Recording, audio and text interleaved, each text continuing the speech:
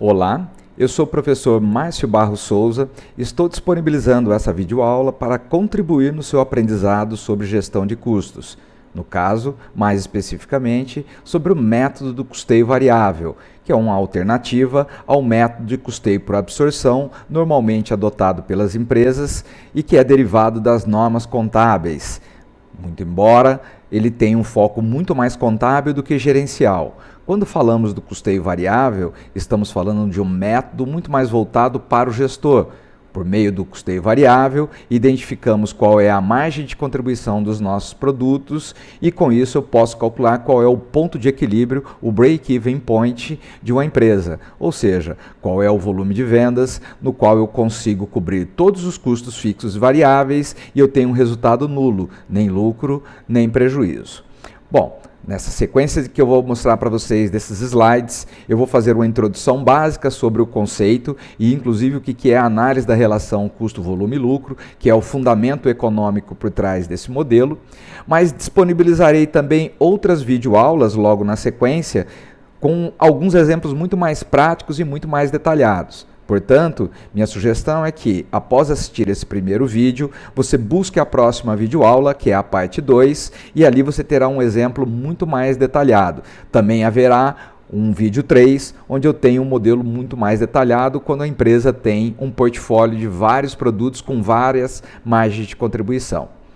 É isso, sugiro que você estude bastante, pratique e que isso contribua para o seu aprendizado. Quando falamos do custeio variável, estamos falando da análise conjunta da relação custo-volume e lucro. O custo-volume-lucro é uma abordagem econômica fundamental para o gestor da empresa, partindo do princípio que a sua principal missão econômica é a maximização do lucro. E a maximização do lucro se dá pela maximização da receita e pela redução e boa gestão de todos os seus custos totais. A grande questão que fica é, o que acontece com o meu lucro se eu tiver um aumento no meu volume de vendas e no meu volume de produção? Da mesma forma, qual é o impacto que eu tenho no meu lucro se eu tiver uma redução no meu volume de vendas e de produção? Bom, por meio da análise da relação custo-volume-lucro e o custeio variável, nós conseguimos fazer uma análise que, quando eu tenho um aumento no volume de vendas ou no meu volume de produção, eu acabo tendo uma melhor diluição na minha estrutura de custo fixo. Custo fixo é todo aquele gasto que ele não deriva, não depende do meu volume de produção. Ele é o custo da minha capacidade instalada. Tendo ou não tendo produção ou vendas, eu vou ter que incorrer naquele custo para poder manter a minha empresa. É, por exemplo, o aluguel da empresa, o aluguel da fábrica, manutenção de maquinários, salários do pessoal de apoio, pessoal de supervisão, e isso, independente do meu volume de vendas ou do meu volume de produção, esse gasto tende a ser constante. Por outro lado, eu tenho o meu custo variável, que é aquele custo que ele oscila de acordo com o meu volume de produção. Um bom exemplo de custo variável é a matéria-prima. Se uma empresa tem que fabricar mais produtos, porque vendeu mais produtos, obviamente ela precisa comprar mais matéria-prima. Então, esse custo variável, ele aumenta de acordo com o meu volume de produção. Da mesma forma, se eu tiver uma queda no meu volume de produção, gastarei menos com matéria-prima e aí eu teria um impacto menor nos meus custos. A grande questão é, quando eu tenho essa variação no volume para mais ou para menos, dependendo da minha estrutura de custo fixo e variável, qual é o impacto que eu tenho no meu lucro? E é exatamente essa a proposta da análise do custeio variável. Qual é o impacto que nós temos na variação no volume de vendas ou de produção no meu lucro? E isso se dá por meio da análise da minha estrutura de custo fixo, custo variável e de margem de contribuição. E é isso que nós vamos ver nessa nossa videoaula com mais detalhes. Vamos a um exemplo bem simples, bem prático, sobre a aplicação do conceito do custeio variável. Vamos imaginar uma empresa que tenha um produto, que venda um único produto a um preço unitário de R$100. Bom, cada unidade que essa empresa vende, ela incorre em um tributo de 20%. Ela paga lá ICMS, PIS, COFINS, etc., que totalizam 20%. Bom, o tributo é um dos principais gastos variáveis que uma empresa tem. Porque se ela tiver um aumento no faturamento, ela pagará mais tributos. Se ela tiver uma redução de faturamento, ela pagará menos tributos, certo? Mas nesse caso, cada unidade que ela vender, ela pagará R$20. Se ela vender 2 unidades, pagará 40. Se vender 3 unidades, pagará R$60. Esse é o nosso primeiro gasto variável. Mas além disso, a empresa precisa pagar o custo do produto vendido, ou seja, quanto que ele paga para os fornecedores para obter a matéria-prima do produto que ele está vendendo. No nosso exemplo, esse produto custa para a empresa R$25. É o valor que ele pagou por cada unidade que ele comprou do seu fornecedor. Em geral, matéria-prima, o custo do produto, tende a ser um importante gasto variável, é um dos primeiros gastos variáveis. Além disso, a empresa paga a comissão do vendedor de 10%. Então, para cada produto que ele vende, ele tem que pagar R$10 de comissão do vendedor. Esse é um bom exemplo de uma despesa variável. Se o vendedor tiver uma venda fantástica nesse mês, ele vai ter um aumento no seu salário, na sua comissão. Se por acaso ele tiver uma redução nas vendas, ele terá uma redução na comissão que ele receberá, porque a comissão é variável, ela depende do volume de vendas que esse vendedor teve. Outro exemplo de custo variável é o royalties. Essa empresa é uma empresa franqueada e para cada unidade que ela vende, ela paga ao franqueador 5% de royalties. Nesse caso, R$5. Esses 4 itens são os gastos variáveis da empresa. Então agora eu preciso apurar qual foi a margem de contribuição, ou seja, quanto sobra do meu preço de venda depois que eu paguei todos os gastos variáveis. R$100 de preço de venda, menos 20 de tributos, menos 25 do custo do produto vendido, menos R$10 de comissões, menos R$5 de royalties, a empresa terá uma margem de contribuição de R$40 para cada unidade vendida por esse produto. E veja que interessante, o conceito, a origem do termo margem de contribuição é porque podemos dizer que cada produto que a unidade vende, que a empresa vende, a esse valor, ela tem uma margem de contribuição de R$40. Ou seja, esse valor é o que contribuirá para que nós possamos pagar todos os custos fixos da empresa. Que, aliás, os gastos fixos dessa empresa, aqueles que independem do meu volume de produção, é de R$1 milhão.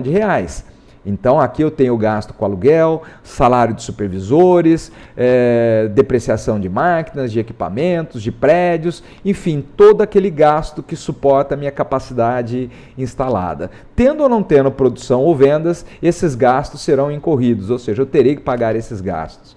Bom, se eu tenho um gasto total de R$1 milhão de gasto fixo, e cada produto que eu vendo contribui com R$40 para pagar esse R$1 milhão de gasto fixo, o que eu preciso saber é qual a quantidade, qual o volume de vendas que eu preciso ter para que o meu equilíbrio seja atingido, ou seja, a empresa não tenha nem lucro nem prejuízo.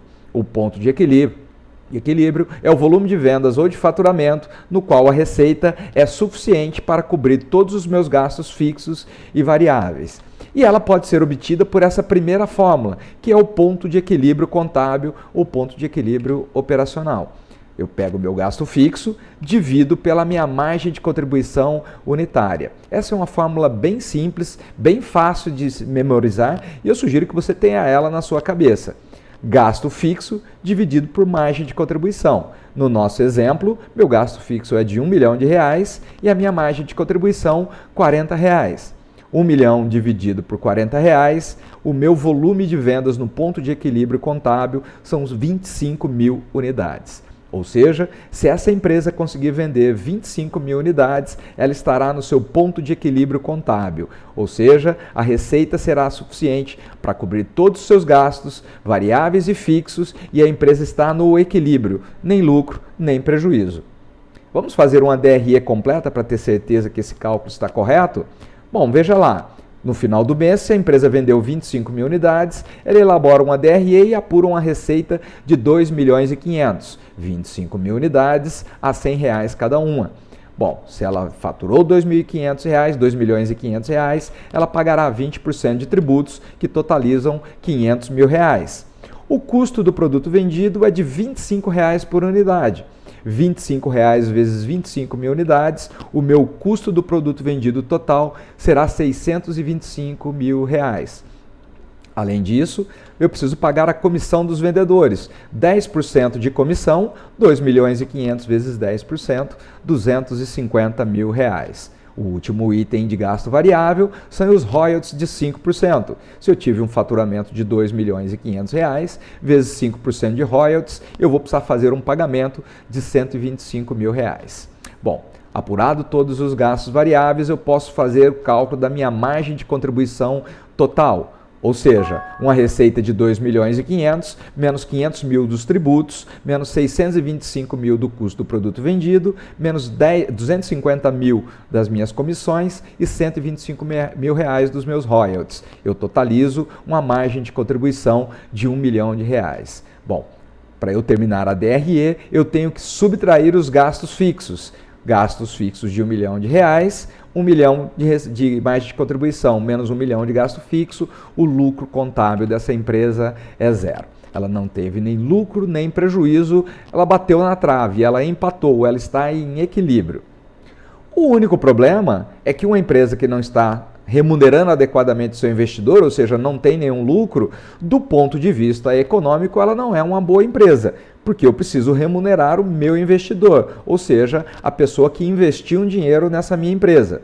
Bom, então eu posso usar um outro ponto de equilíbrio, que é o ponto de equilíbrio econômico. O ponto de equilíbrio econômico é aquele volume de vendas no qual eu consigo remunerar todos os meus gastos fixos e variáveis, inclusive o lucro, que é o custo de oportunidade do investidor. E é justamente por isso que ele se chama ponto de equilíbrio econômico, porque lucro é um conceito econômico. Então, qual é a adequação que nós fazemos na nossa fórmula? Gasto fixo mais lucro. E lembrando, eu quero um lucro fixo, ou seja, o meu ponto de equilíbrio me entrega esse lucro que nós estamos apurando. Gasto fixo mais lucro dividido por margem de contribuição, eu vou ter então a apuração desse meu ponto de equilíbrio econômico. Vamos imaginar que a empresa deseja uma remuneração, um lucro de 400 mil reais. Esse é o valor que eu preciso gerar de lucro para poder remunerar o meu investidor, o acionista da empresa.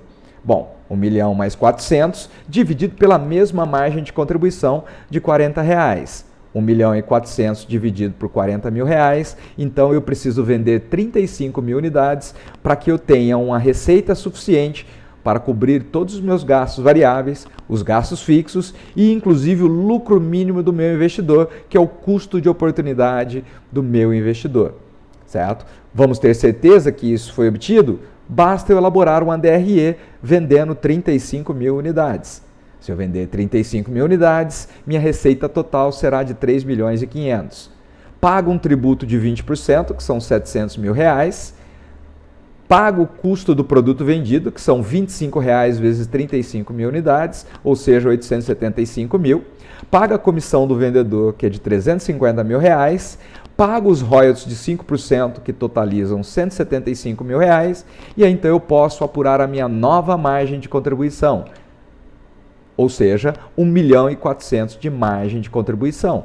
3 milhões e 500, menos 700 mil, menos 875 mil, menos 350 mil, menos 175 mil, 1 milhão e 400. Bom, preciso terminar a minha DRE descontando os meus gastos fixos de 1 milhão de reais. 1 milhão e 400 menos 1 milhão, eu tenho um lucro contábil de 400 mil. E aqui vejo um aspecto bem interessante.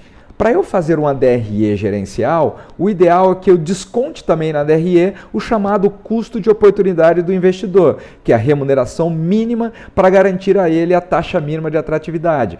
Esse custo de oportunidade, então, é 400 mil reais, certo? Bom, lucro contábil de 400, menos o custo de oportunidade de 400, que é um conceito econômico, então eu posso apurar qual foi o lucro econômico. É o lucro contábil descontado o custo de oportunidade do investidor. 400 mil de lucro contábil, menos o custo de oportunidade do investidor, que é de 400 mil reais, eu tive um lucro econômico zero. Eu estou no meu ponto de equilíbrio econômico. Bom, mas a empresa está ruim? Não. Ela entregou a remuneração mínima para o investidor. O ideal é que ele consiga vender mais do que 35 mil unidades e tenha um lucro maior do que 400 mil e ele gere um lucro econômico, uma geração de riqueza maior para o investidor. Mas o objetivo do ponto de equilíbrio é encontrar aquele ponto onde as contas fecham, ou seja, bateu na trave do ponto de vista econômico. E vejam só que interessante, a diferença de volume de vendas são de 10 mil unidades, ou seja, 35 mil unidades para 25 mil unidades, a empresa tem que remunerar 10 mil unidades a mais, tem que produzir 10 mil unidades a mais para que ela possa gerar o lucro de 400 mil.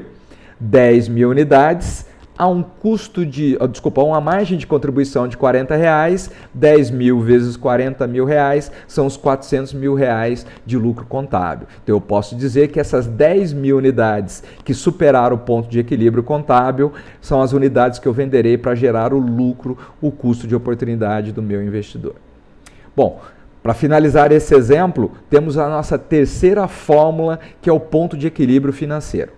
Vamos imaginar que essa empresa não esteja conseguindo vender sequer as 25 mil unidades. A empresa está começando agora, ela ainda está com dificuldades para atingir todo o mercado e ela não consegue sequer vender o ponto de equilíbrio contábil. Qual seria o outro ponto de equilíbrio que ela poderia apurar? Bom, além do ponto de equilíbrio contábil e do ponto de equilíbrio econômico, a empresa pode apurar o ponto de equilíbrio financeiro. O que é o ponto de equilíbrio financeiro? É aquele volume de vendas no qual a empresa paga todos os custos que são desembolsáveis, ou seja, aqueles que afetam o meu caixa. Bom, o que fica fora desse cálculo do nosso ponto de equilíbrio financeiro? A depreciação e a amortização, porque a depreciação é um evento econômico lançado na contabilidade, mas que ele não representa um desembolso de caixa. Eu não preciso pagar para alguém essa depreciação. Então, do ponto de vista do fluxo de caixa, a depreciação pode ser desconsiderada. Então, o ajuste na fórmula é gasto fixo menos a depreciação.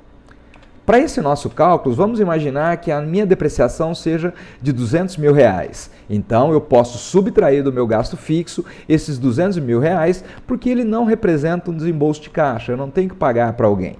Feito isso, 1 milhão menos 200 mil, temos 800 mil reais. Dividido por 40 reais da margem de contribuição, eu tenho um volume de vendas de 20 mil unidades.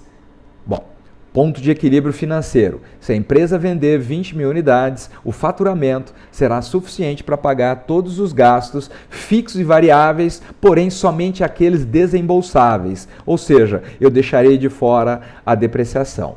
O único detalhe é que se a empresa vender 20 mil unidades, ela terá um prejuízo contábil dos 200 mil reais, porque o contador não perdoa e lançará na sua DRE essa demonstração, certo? Essa depreciação. Aliás, vamos fazer uma DRE vendendo 20 mil unidades. Bom, se a empresa vender 20 mil unidades, ela terá um faturamento de 2 milhões de reais. Pagará 20% de tributos, que dá 400 mil reais. O custo do produto vendido são 20 mil unidades a 25 reais, 500 mil reais. Paga uma comissão de 10% aos vendedores, 200 mil reais, royalties de 5%, que totalizam 100 mil reais, então eu posso apurar uma nova margem de contribuição de 800 mil reais. Novamente eu desconto todos os gastos fixos, 1 milhão de reais, lembre-se que a depreciação está aí dentro, porque a DRE é um demonstrativo contábil e não financeiro, e aí então eu tenho um prejuízo contábil de 400 mil, porque 800 com menos 1 milhão dá menos 200 mil. Então, na verdade, eu tive um prejuízo contábil. Bom, essa empresa, então, ela não está bem. Do ponto de vista de caixa, todo o dinheiro que entra é suficiente para cobrir aquilo que eu preciso pagar. Mas eu não estou remunerando a depreciação, que é o consumo dos meus itens. Então, estou tendo um prejuízo contábil. Pior ainda se eu descontar o custo de oportunidade do meu investidor. Porque, de qualquer forma, o investidor espera ter uma remuneração por meio do lucro apurado pela empresa. Então, do ponto de vista econômico, essa empresa teve um prejuízo econômico de 600 mil reais. O demonstrativo contábil que será publicado nos jornais, divulgado para a sociedade, apresenta um prejuízo contábil de 200 mil. Porém, para o investidor, do ponto de vista econômico, ele deixou de ganhar essa remuneração de 400 mil. Talvez fosse melhor, então, ele vender essa empresa, colocar esse dinheiro em uma aplicação financeira e ter como garantia um retorno anual, que é os juros dessa sua aplicação financeira. Pois bem, aqui temos um exemplo prático, ele é bem simples, que é um único produto, demonstrando a apuração do ponto de equilíbrio contábil, econômico e financeiro. Espero que vocês tenham compreendido bem e aí logo na próxima etapa nós vamos praticar um pouquinho mais sobre esses conceitos. Bem, chegamos então ao fim dessa videoaula sobre o custeio variável. Lembrando que há outros vídeos da série onde nós complementamos com outros exemplos para você compreender um pouco melhor. Espero que você tenha gostado. Se gostou, compartilhe com alguns dos seus colegas para estudo. Se você tiver alguma dúvida, deixo aí os meus 2 e-mails à disposição e eu posso tentar ajudar a esclarecer as dúvidas que porventura surgirem. Um forte abraço e até a próxima aula.